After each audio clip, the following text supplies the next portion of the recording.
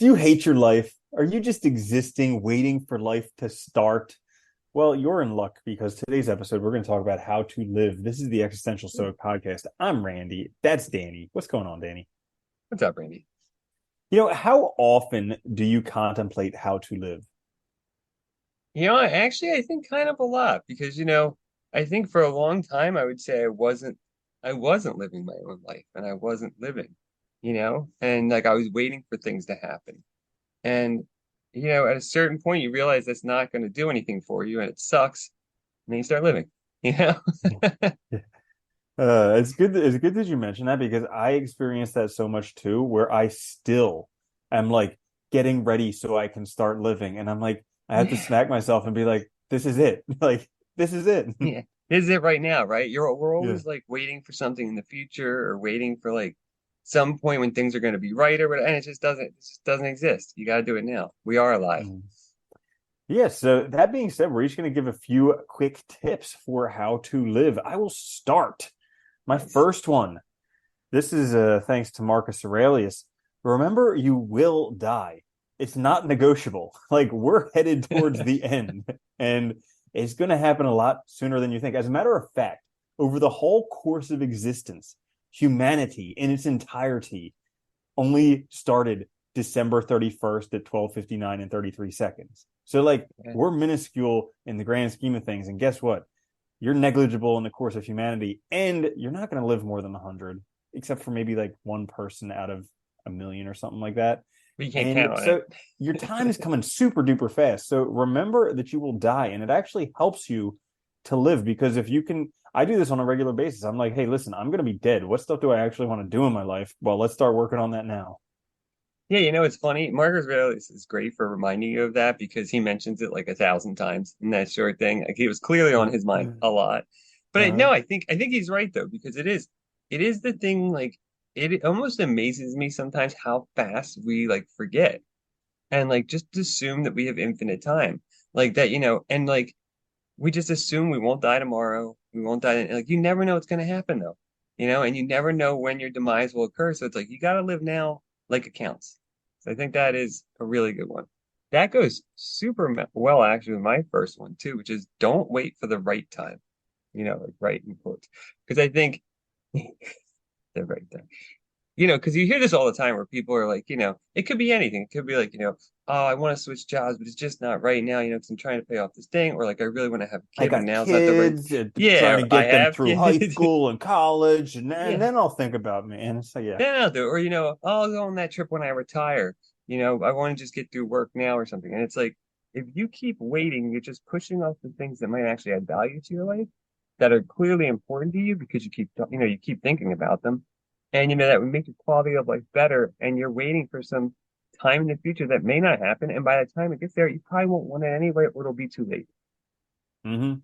Yeah, absolutely. It's like the people who wait for all the lights to be green before going on their trip. And it just doesn't happen Yeah. that way. Like you just have to start making constant progress towards it, and then you'll get there.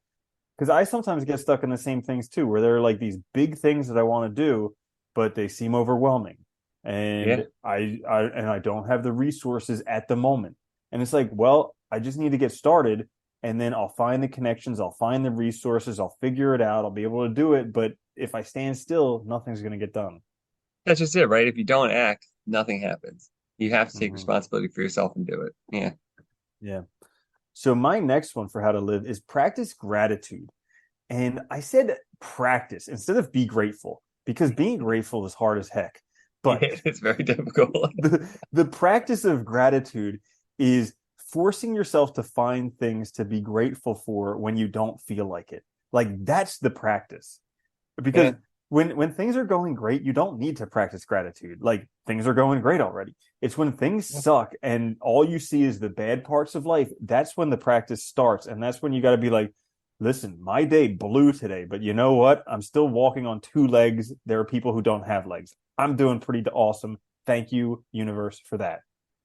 You know what's funny? I've always admired the ancients and virtue ethics because they focused on character development, not on like rules and stuff. And I think to that point, like, if you want to do something, you have to practice it first until you internalize it, right? And so like you can't be grateful until you practice gratitude. And I think you're right. Like we don't really need it in when life's going great. That's not when gratitude's going to benefit you. It's helpful to stay humble and stuff for sure, and it's a good thing to keep practicing. But like, it's not really when you need it. You need it when life's bad, and that's the hardest time to find things to be grateful for. So I think you're right. If you practice it, it helps you see from like the silver lining. It helps you understand that there's always sort of something positive, even in negative things. And I think it makes life a lot better just overall. It's a good one. Central. My next one is, and this is, I think, very difficult, but try to live in the present. And I think, we get stuck in the past. We're living a life that's, already happened, or we get so worried about the future, we're not even here in the now. We think everything's so important. We're rushing through life. We don't even see what's going on, and we're not living. So if you really want to live, you got to kind of live here and now in the present, make choices that matter for now. Yeah, that's a great one. I mean, it reminds me of the Marcus Aurelius Four, where he's like, if you Yeah. you can have anything you want by a circuitous route now, if you'll just let go of the past, have faith in the future, love what is, and act right. And it's Yeah, like it's so true. Yeah. it is. And I love to have faith in the future too, because it's like, you're on a course, you have a plan, but you're not living in the future. You just have faith that if you do the things now, that future will come to be. It will be realized. And I think that's a Hmm. much healthier way to look at the future. Hmm. Yeah, it's so hard because I struggle with this on a daily basis where like I keep thinking that like things aren't going to work out in the future. And then I Yeah. look at myself where I am now and all the stuff that I thought wasn't going to work out in the past, it worked out. So like if it's worked out in the past, why would it not work out in the future? I think that's why that have faith is such an important thing, right? Because it's like it will work out because if you take the right actions and plan correctly, you'll do it and you'll get it done. It's just oftentimes it takes longer than we think. So you just have to Mhm. have faith that it'll happen. Because if you just focus on the goal, you get overwhelmed, stressed out, and you end up quitting, you know? Yep. And like then it Bingo. sucks. Yeah, so my last one is for how to live is spend time outside. Okay. This Man. we live in boxes, we look at boxes, we just have this whole box mentality. But we actually, for pretty much the majority of human existence, lived outside in harmony with nature, or at Yeah. least somewhat or at least in nature. Like Even if maybe we not in didn't like it, harmony. we hated it. Yeah, maybe not in harmony, but we lived in nature. And there's all these books that I read nowadays, like The Comfort Crisis is a great one, who talks about how we're just soft. We sit around, we do nothing. And actually, like almost all of these first world problems that we have is because we don't have any challenges outside in nature. And it's like that was our whole existence. That's what nature created humans to survive in, to thrive in. But now we just sit around and we're like, I'm depressed. Yeah. Yeah. And it's like, yeah, Did you ever see Wally? yeah. The end of that movie I thought was so funny, but so like dead on. Like, Uh-huh. you make enough crap to just serve every need, so you just lay around in floating chairs like bah, Yeah, doing dude. I mean, nothing that's all where day. we're turning like a mix of Wally and Idiocracy. Yeah, I know. Yeah, It's like it's not a good thing. But also, like the other thing about spending time outside is nature. I'm convinced that nature recharges your batteries. Like, if you ask any type of scientist, we have electrical charges through our body, and the Earth is one big ground. So, like, yeah. somehow it recharges our batteries. I mean, if you sit outside with your shoes off for 15 minutes, you'll feel it. So it's just this connection with nature that most of us are missing on a daily basis. And actually, they did some studies in Japan that it doesn't even take that much. And you don't even need to go to like nature. You can just go to a park and sit Yeah. there 3 times a week for 20 minutes. And that's all you need. Well, it's better than nothing too. Anything's better than nothing. And I think, you're right. Like dead on, I think we need to be out there because I think we've always been. It's as much as we don't think of the natural world as part of us, we are the natural. We are natural, right? I mean, we're natural entities. So we do, there's a part of us that definitely needs it. And I think, at least my own experience, every time I go out in nature, like I solve problems. Also, you just get out of the stupid, like even in a park, it's like you get out of the stupid human world and the human problems and all the bullshit from the constructs, goes away for a minute. And I think that's part of it that's so recharging too, is that you just get outside of the normal world you're in and you just feel better. You kind of see things in perspective a little bit, which is nice. That's a good one. That's central.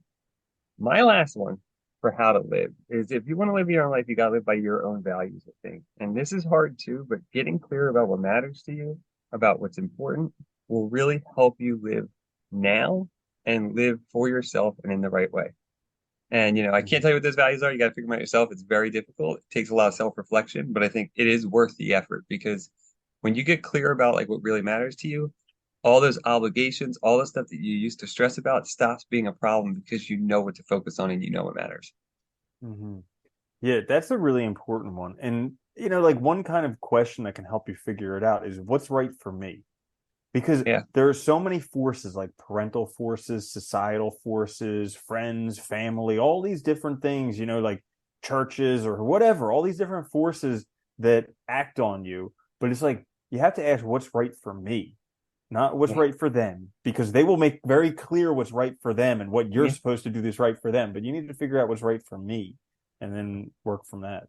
Yeah, I think one of the hardest things too is when you feel outside pressure, like outside obligations, really sitting down and examining them. Like if you feel a real urge that you don't want to do something, but you feel an obligation to do it, really ask yourself, do I really want to do that? Or is it just this sense of obligation that's making me do it? Because maybe it's not right for you, you know? Yeah, dude, in The Way of Integrity, Martha Beck says the quickest way to be lost is to be doing what you're supposed to. Because then you're living somebody else's life, right? You're not living your Mhm. own life. And that's a Yeah, big problem. boom. Yeah. So there you have it. Quick fixes for how to live. This is the Existential Stoic podcast. If you enjoyed the episode, you may not know, but reviews are like gold for podcasts. So if you could go give us some good Yeah. Apple reviews, that would be super helpful for us. Also, just a thumbs up or something on YouTube. And if you check out down in the description, we have a little survey down there. We're putting together a product for you guys that's going to help you absolutely crush it this year. So if you want to participate in that, anyone who fills out the survey will get the product for free. And then hopefully that'll help you have a better life. So again, down in the description, you can find that link. Thank you so much for listening to us. This is the Existential Stoic Podcast. I'm Randy. That's Danny. I'll see you later, Danny. Later, Randy.